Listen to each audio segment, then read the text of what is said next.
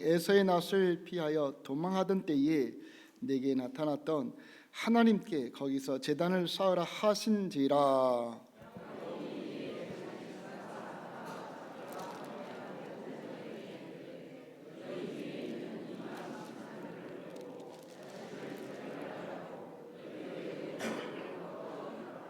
우리가 일어나 베델로 올라가자 내 환난 날에 내게 응답하시며 내가 가는 길에 나와 함께 하신 하나님께 내가 거기서 제단을 쌓으러 하노라 하매.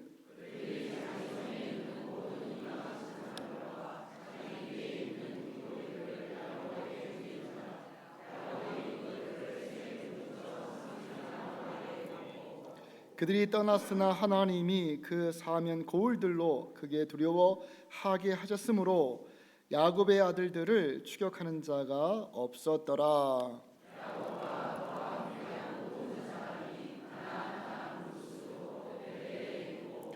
그가 거기서 제단을 쌓고 그곳을 엘베델이라 불렀으니 이는 그의 형의 낯을 피할 때에 하나님이 거기서 그에게 나타나셨음이더라.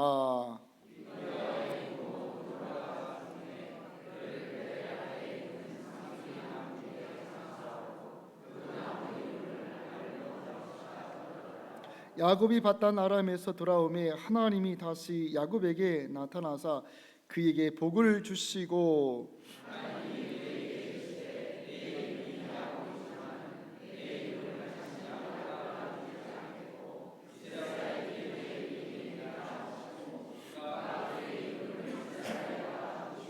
하나님이 그에게 이르시되 나는 전능한 하나님이라 생육하며 번성하라. 한 백성과 백성들의 총회가 내게서 나오고 왕들이 내 허리에서 나오리라.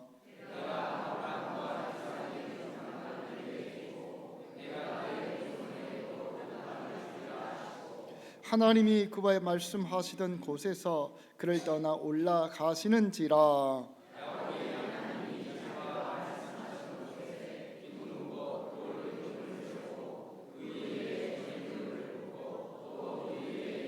같이 읽겠습니다. 하나님이 자기와 말씀하시던 곳의 이름을 베델이라 불렀더라. 아멘.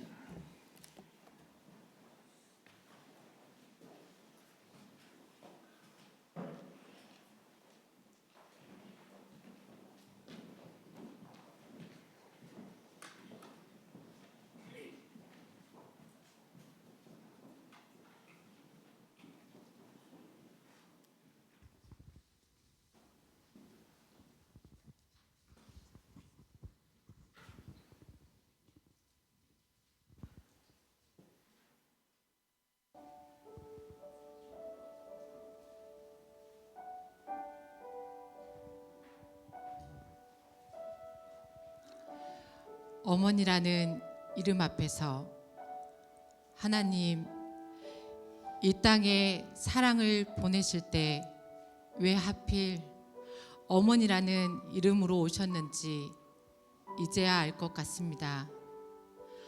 아무도 보지 않는 새벽에도 우리 이름을 부르며 울던 그 기도, 그 눈물 한 방울마다 하나님의 마음이 담겨 있었습니다. 아파도 내색하지 않으시고 힘들어도 등을 돌리지 않으신 채 당신의 모든 것을 덜어 우리에게 삶을 입혀주신 분, 그 사랑은 사람이 감당하기엔 너무 깊어서 결국 하늘로부터 온 것임을 이제야 알겠습니다. 어머니, 그 부르기만 해도 가슴이 무너지는 이름, 이제는 불러도 대답 없는 이름이 되었지만 문득 삶의 끝자락에서 아직도 어머니를 찾고 있습니다. 힘겨운 날이면 한 번 더 괜찮다 말씀해 주실 것 같아 가슴 한편이 저려옵니다. 받기만 하고 돌려드린 것이 너무 적어 오늘도 뒤늦은 그리움 속에 눈물이 고여옵니다. 어린 날에는 당연한 듯 기대어 살았습니다. 따뜻한 밥 한 끼도, 늦은 밤 기다리던 불빛 하나도 모두 어머니 사랑이었다는 것을 이제야 조금씩 깨닫습니다. 세월이 흐를수록 내 삶의 곳곳마다 남겨진 당신의 희생과 기도가 보여 가슴 깊은 곳에서 뜨거운 감사가 밀려옵니다. 이제는 곁에 안 계셔도 어머니 사랑은 아직도 제 삶을 붙들고 살아갑니다. 하늘 어딘가에서 여전히 자식을 위해 기도하고 계실 것만 같아 오늘도 조용히 어머니를 불러봅니다. 그래서 고백합니다. 당신의 사랑 속에서 하나님의 사랑을 보았노라고. 그래서 기도합니다. 남은 날들 그 사랑을 조금이라도 닮아 부끄럽지 않는 삶으로 살아가게 하시고 언젠가 다시 만나는 날에는 늦었지만 꼭 안아드리게 하소서. 어머니 많이 그립습니다. 그리고 눈물 겹도록 감사합니다.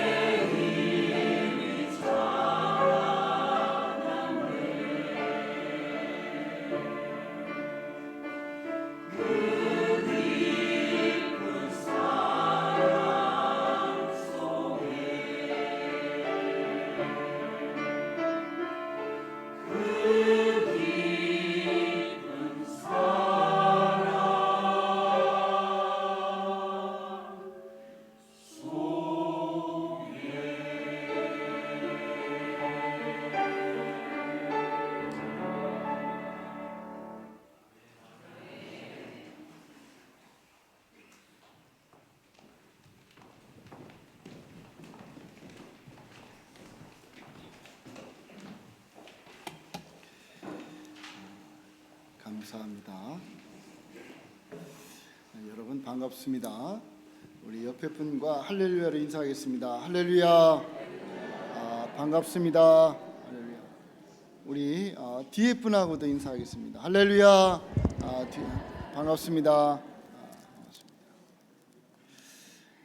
우리 오늘은 어버이 주일로 지키면서 5월 달은 가정의 달입니다. 여러분들의 가정이 주 안에서 평강을 누리며 하나님의 은혜로 행복하시기를 주님의 이름으로 축복합니다. 우리 오늘 함께 나누고자 하는 말씀은 베델로 올라가자는 거예요. 여러분 베델로 올라가시기를 축복합니다. 베델로 올라갈 때에 우리의 신앙이 건강해지며 베델로 올라가는 가정이 될 때 그 가정 또한 건실한 가정이 되는 거예요. 그래서 여러분 우리가 영적 베델로 올라가서 하나님께서 허락하신 여러분들의 그 가정이 모두가 다 기쁘고 소망이 넘치는 가정 되시기를 소망합니다. 아멘. 우리 오늘 말씀에 보면 하나님께서 야곱과 야곱의 가정을 부르십니다. 어디로 부르실까요? 베델로 부르시고 계시는 거예요. 우리 1절의 말씀을 우리 다시 한번 우리 1절 다시 한번 길지만 읽겠습니다. 시작. 하나님이 야곱에게 이르시되 일어나 베델로 올라가서 거기서 거주하며 네가 네 형 에서의 낯을 피하여 도망하던 때에 내게 나타나셨던 하나님께 거기서 제단을 쌓아라 하신지라. 베델로 부르시고 계시는, 지금 야곱은 어디에 머물러 있습니까? 세겜에 머물러 있는데, 우리 지도를 하나 한번 보겠습니다. 우리 지도를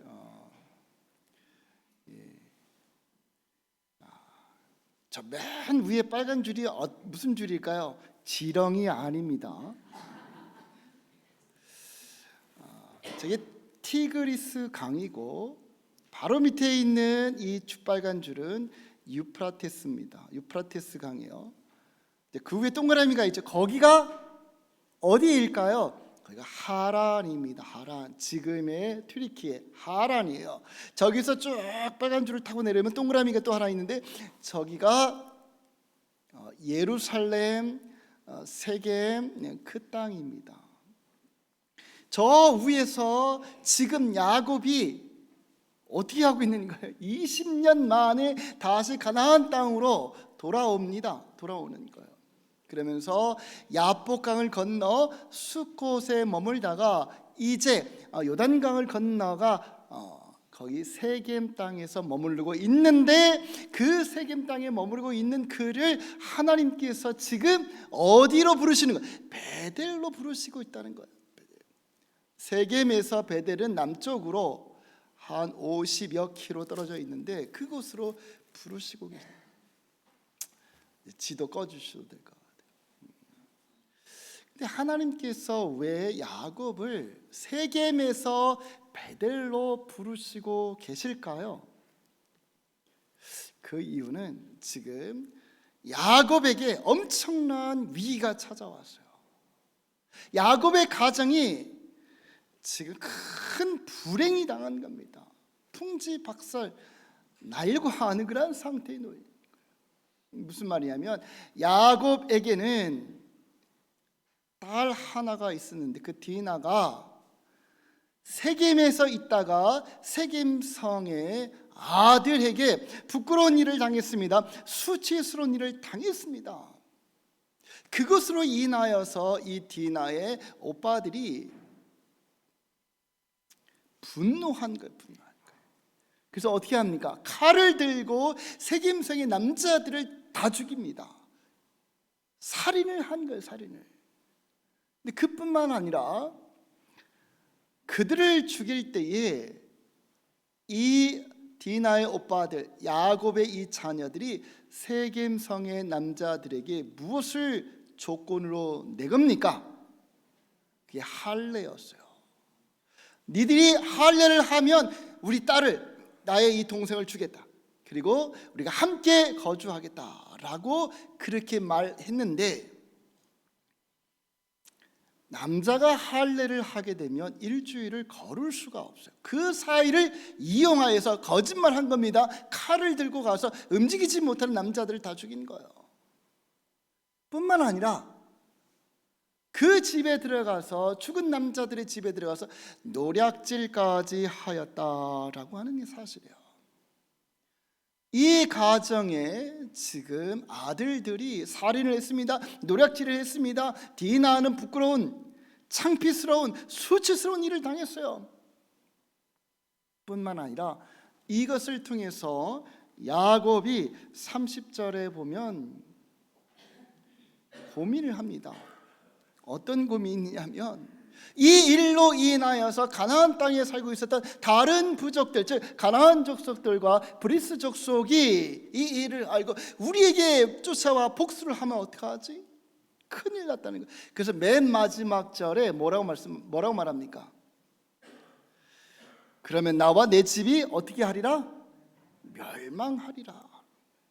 지금 야곱은 그 가정이 멸망할, 사라질 그런 위기에 처해져 있다는 거예요. 이럴 때에 하나님께서 야곱을 부르시는 거예요. 그게 1절의 말씀이에요. 그것이 오늘 말씀입니다. 야곱을 부르시는 거예요.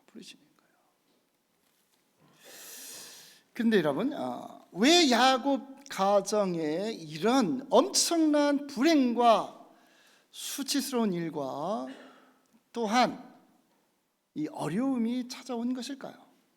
왜 그런 것 같아요?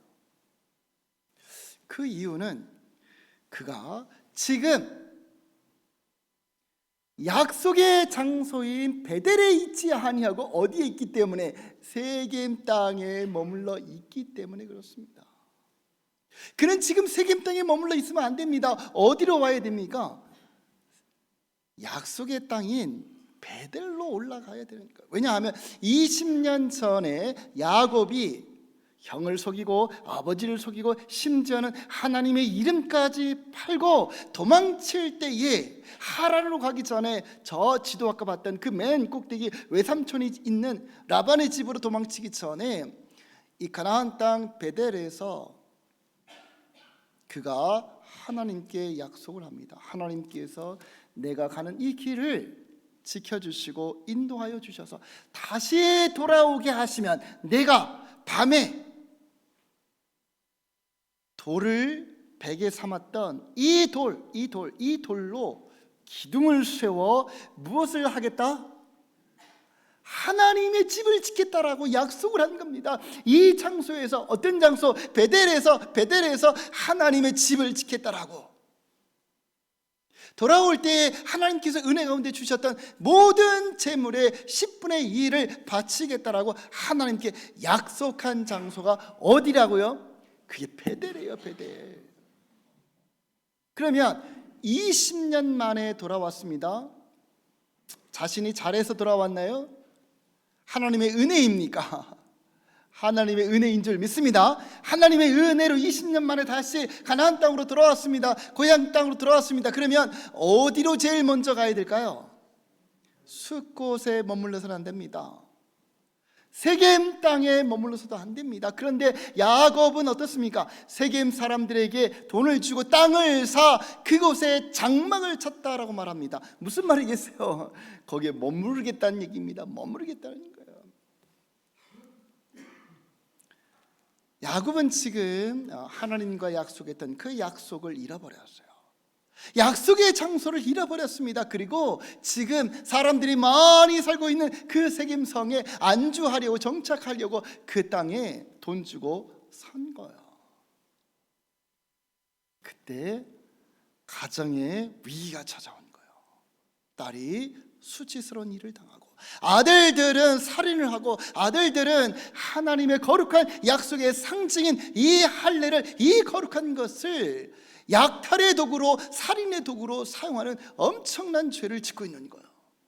이것으로 인하여서 그 가정은 야곱이 고백한 것처럼 우리의 가정은 멸망하리라, 멸망하리라, 이 두려움에 휩싸여져 있는 거예요. 여러분, 이 말씀을 오해하면 하나님께서 약속을 지키지 아니한 이 야곱을 벌을 주셔서 이렇게 되었다라고 말할 수 있는데, 그게 아니라 약속의 땅에 머물러 있지 아니하니까, 약속의 땅에 머물러 있지 아니하니까 그 가정에 찾아오는 그 위기를, 그 불행을, 그 수치를 이겨낼 수 있는 힘을 얻을 수가 없었다는 이야기예요. 아멘이십니까? 여러분, 사람은 누구에게나 어려움이 찾아옵니다. 고난이 찾아와요. 가정은, 이 땅에 살아가고 있는 가정은 어떤 가정이든지 간에 다 고난이 찾아오고, 때로는 이 야곱의 가정처럼 수치스러운 일을 당하고, 때로는 그 가정이 엄청난 어두움에 휩싸일 때도 있다는 얘기예요. 여러분, 1948년 순천에서 손양원 목사님의 두 아들이, 동인과 동신이 좌익 청년에게 어떻게 됐습니까?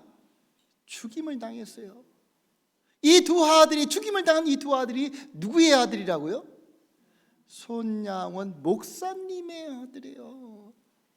그 신실한 가정의 아들, 그 손양원 목사님이 얼마나 헌신하며 여러분 이 나환자촌에서 그렇게 수고했습니다. 그런데도 그 가정에 위기가 찾아오는 거예요. 위기가.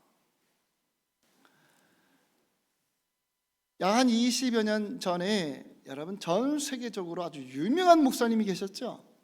릭 워렌 목사님이라고, 목적이 이끄는 삶이라고 하는 책을 통해서 전 세계적으로 대단한 선풍을 일으켰고, 신학생뿐만 아니라 성도들도 이 책을 안 읽을 정도가 없을 정도로 대단한 목사님이었어요. 목적을 이끄는 삶. 그런데 그 목사님의 아들 또한 우울증으로 인하여서 자살했다는 얘기예요. 무슨 말이냐면, 가정에 어떤 가정이든 어려움이 당하지 않는 가정이 없다. 근데 문제는 뭐예요? 그 어려움이 찾아오고 고난이 찾아오고 힘들 때 그것을 이겨낼 수 있는 힘이 있어야 되는데, 야곱이 그 약속의 장소 베델에 머물러 있지 아니하니까, 그 고난당하고 어려움당하고 수치를 당할 때 그것을 이겨낼 수 있는 에너지와 영적인 파워와 힘을 가지지 못해서 그가 고백하기를 뭐라고 고백을 합니까? 우리 집안 끝났다는 거지. 멸망하게 되었다는 거예요. 절망과 낙심과 어두움이 지금 야곱을 엄습하고 있는 거예요. 무슨 말이냐면, 약속의 장소를 떠나 있으면, 즉 하나님과 함께 하지 아니하면 그 누구이든지 간에 여러분 이처럼 현실 가운데 속에서 낙심하고 절망할 수밖에 없다는 거예요. 아멘이십니까? 그런데 여러분, 반대로 약속의 장소에 하나님과 더불어서 그 일을 감당할 때 거기에 여러분 반대로 힘과 에너지가 있는 줄 믿습니다. 그 사람이 누구냐면 바로 사도 바울이에요. 1차, 2차, 3차 전도 사역을 끝나고 이제 4차 제수로 배를 타고 로마로 끌려갑니다. 지중해에서 유라굴로 광풍을 만나 14일 동안 이 광풍으로 인하여서 어디로 가는지도 모르고 흔들리며 배가 파산할 염려와 두려움으로 14일을 그렇게 가는 거, 아무것도 먹지 못했습니다. 얼마나 그 상황이 힘들었으면 뭐라고 말씀하십니까? 구원의 여망이 사라졌다는 거예요. 이제 죽을 것만 기다리고 있었다는 거예요. 그런 위기 앞에서 여러분 사도 바울이 뭐라고 얘기하냐면 안심하라 얘기합니다. 자신도 두렵고 자신도 고난 가운데 있는데, 자신도 지금 14일 동안 그 풍랑으로 휩싸이고 있는데, 그가 그 선원들에게 말하기를 뭐라고 말합니까? 안심하라. 너희 중에 어느 누구도 생명을 잃을 자가 없다라고 그들에게 선포합니다. 어떻게 해서 이 바울은 그런 선포를 그 위기 가운데, 그 절망한 상황 가운데 속에서 그런 말을 할 수 있었나요? 그가 약속의 말씀을 붙잡고 있었기 때문에 그래요. 하나님께서 밤에 이 바울에게 뭐라고 말씀하십니까? 이 말씀이 사도행전 27장 24절에 있는 말씀이에요. 우리 한번 읽어보겠습니다. 시작. 바울아 두려워하지 말라. 내가 가이사 앞에 서야 하겠고 또 하나님께서 너와 함께 항해하는 자를 다 내게 주셨다 하셨습니다. 이 항해하고 있는 270명이 넘습니다. 그 모든 사람들을 다 너에게 주었다는 얘기예요. 무슨 말이겠습니까? 네가 살찐데 이 사람들도 산다 죽는다? 산다. 다 너에게 줬다는 거예요. 이 약속의 말씀을 딱 붙잡고 사도 바울이 그 배에 탔던 제수들과 선원들에게 선포, 안심하라, 어느 누구도 죽지 않는다. 여러분, 나무가 아무리 오래되고 크다 할지라도 땅에서 뿌리가 뽑혀버리면 그 나무는 죽습니까? 삽니까? 죽습니다. 그러나 그 나무가 땅 속에 뿌리를 깊이 내리고 있습니다. 어떤 시련이 와도 어떤 비바람이 몰아쳐도 굳건하게 서 있는 거예요. 마찬가지로 우리의 신앙이, 우리의 가정이 여러분 하나님의 이 약속의 말씀에, 하나님의 이 약속의 장소에 뿌리를 깊이, 신앙의 뿌리를 내리고 있으면 어떤 시련이 찾아와도, 어떤 고난이 찾아와도, 어떤 역경이 찾아와도 싸워서 이길 수 있는 줄 믿습니다.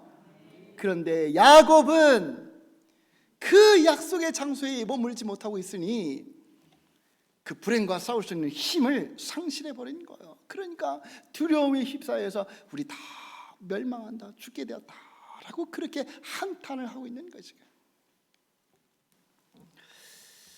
근데 여러분, 야곱의 가정에게만 이런 역경과 불행이 찾아오는 것이 아니라 우리 가정에게도 누구나 다 할 것 없이 이런 불행이 찾아옵니다. 어려움이 찾아옵니다. 그럴 때에 우리는 어떻게 해야 되겠습니까? 어떻게 해야 할까요? 베델로 올라가야 돼요. 야곱을 부르셨던 그 하나님께서 오늘 우리의 가정에게도 동일하게 부르십니다. 영적 베델로 올라가라. 여러분 가정에 지금 힘드십니까? 어려우십니까? 큰 아픔을 당하셨습니까? 어떻게 해야 될까요? 영적 베델로 올라갈 수 있는 그런 저와 여러분 되시길 소망합니다. 아멘. 우리의 삶이 나의 삶이 지금 힘들고 고단하고 어두웠고 한탄스러운 인생을 살아간다면 우리는 어디에 머물러 있어야 될까요? 세겜이 아닙니다. 영적 베델에 머물러 있어야 된다는 거예요. 아멘이십니까? 여러분, 베델에 머물 수 있는 그런 저와 여러분 되시기를 주님의 이름으로 축복합니다. 이 베델은 어떤 땅입니까? 20년 전에 야곱이 그곳에 하나님의 집을 짓겠습니다 라고 했던 그곳이에요. 하나님의 집을 짓는다는 말은 무슨 말일까요? 건물을 짓는 것일까요? 아닙니다. 제단을 쌓겠다는 거예요. 예배를 드리겠다는 겁니다. 그래서 여러분, 우리 오늘 말씀에 보면 하나님께서 1절에 제단을 쌓으라 라고 말, 제단을 쌓으라 라고 얘기하는 거예요. 여러분 3절에서도 말하면 제단을 쌓으라 라고 말합니다. 제단을 쌓으라. 건물을 짓는 것이 아니라 하나님의 집을 짓는다라고 하는 것은 하나님께 제단을 쌓아 무엇을 한다? 제사를 드리는 겁니다. 예배를 드린다는 얘기예요. 그러니 여러분, 우리의 가정에 어려움이 찾아오고 시련이 찾아올 때, 불행이 찾아오고 내가 넘을 수 없는 그런 어두움이 밀려올 때 우리는 어떻게 해야 된다고요? 예배 자리에 있어야 된다는 거예요. 예배 자리로. 내 신앙이 어두워지고 내 신앙이 힘이 없고 무능력해질 때, 앞이 아무것도 안 보일 때 우리는 어디에 머물러 있어야 됩니까? 여러분, 예배 자리에 머물러 있어야 된다. 예배 자리에. 이 예배 자리에 머물러 있으니까 여러분, 야곱을 통해서 하나님께서 주신 은혜가 있어요. 하나님의 부르심에 응답하여서 이 야곱과 이 가정이 올라갑니다. 어디로 올라간다고요? 베델로 올라가는 거예요. 그런데 야곱이 가장 두려워했던 것이 뭐라고요? 세겜 족속들과 같이 있는 가나안 족속도 브리스 족속이 우리를 연합하여 치면 어떡하지? 우리는 다 죽는다는 거예요. 이게 가장 두려운 거였어요. 그런데 야곱이 하나님의 부르심 앞에서 그 부르심을 따라 베델로 올라갈 때 어떻게 됐습니까? 주변에 있는 다른 부족들이, 주변에 있었던 다른 마을 사람들이 야곱의 일행을 오히려 두려워하였다라고 말하는 거예요. 야곱의 가정이 그 가나안 땅에 있는 다른 부족들을 두려워한 것이 아니라 그들이 야곱의 가정을, 일행을 두려워하게끔 하나님께서 만들어 놓으신 거예요. 평탄한 길을 걸어가게끔 만들어 놓으신 것입니다. 평안한 길을 걸어갈 수 있도록, 예배의 자리로 나갈 수 있도록 하나님께서 만들어 놓으신 거예요. 결단하여서 이 세김이 아니라, 이 세상 땅이 아니라 예배의 자리로 올라가니까 하나님께서 여러분 그런 역사를 해 주신 줄 믿습니다.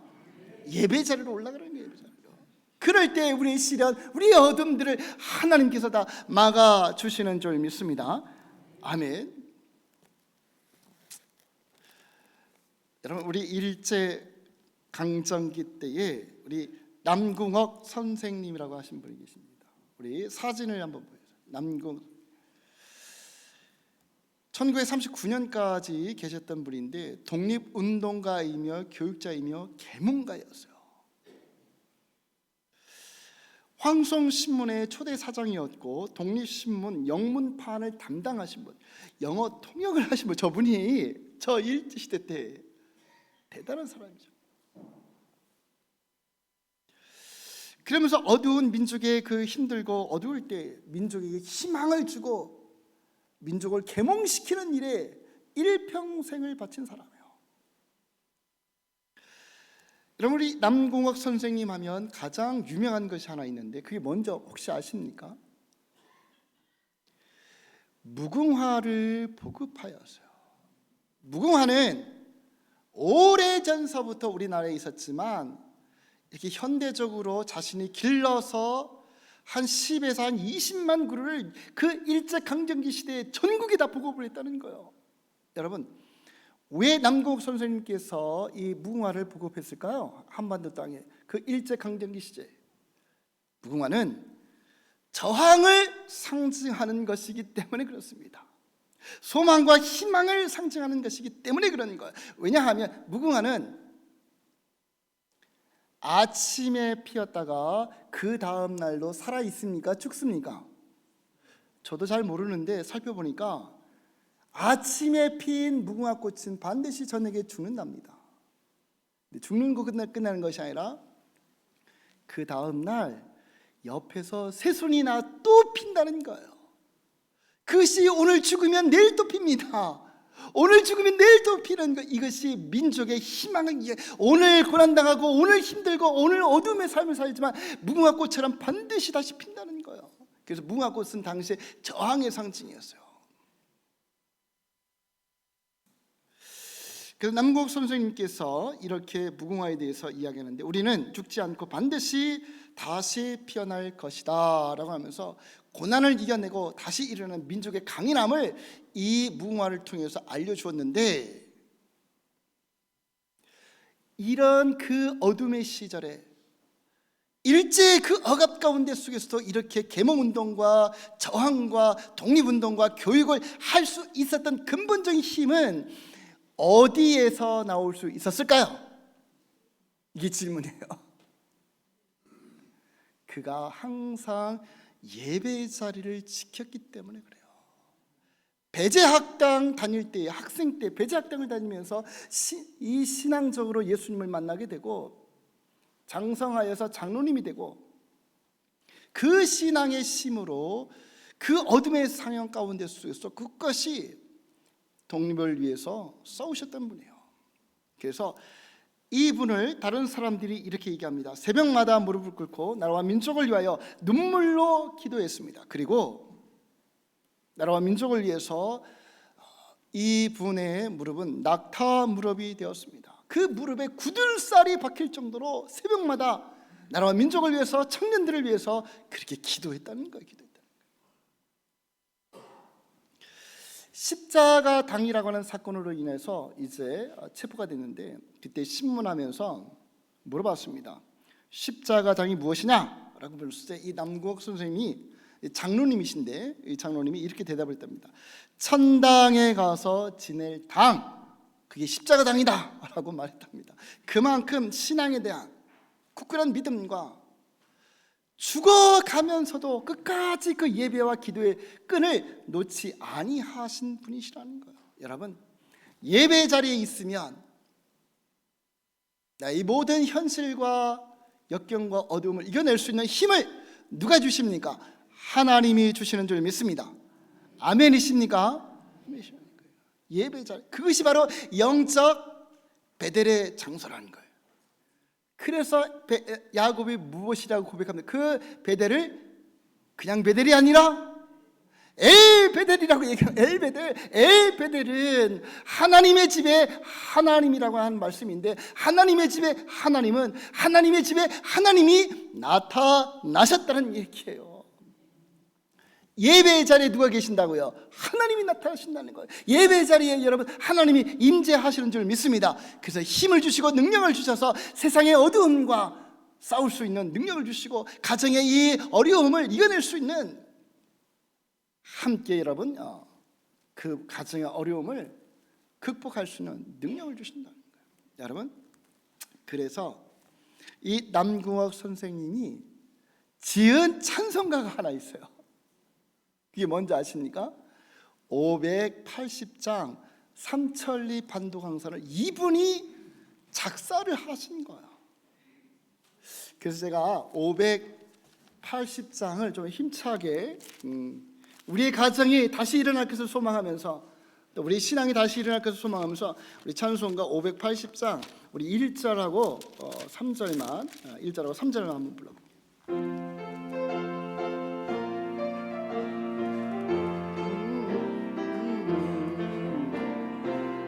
천리반도 금수강산 하나님 주신 동산, 삼천리반도 금수강산 하나님 주신 동산, 이 동산에 할일 많아 사방의 일꾼 부르니 오딘 날에 일 가려고 건무가 대답을 할까? 일하러 가세 일하러 가 삼천리 방산 위에 하나님 명령 받았으니 반도강산에 일하러 가세, 삼천리 반도 금수강산 하나님 주심 동산, 삼천리 반도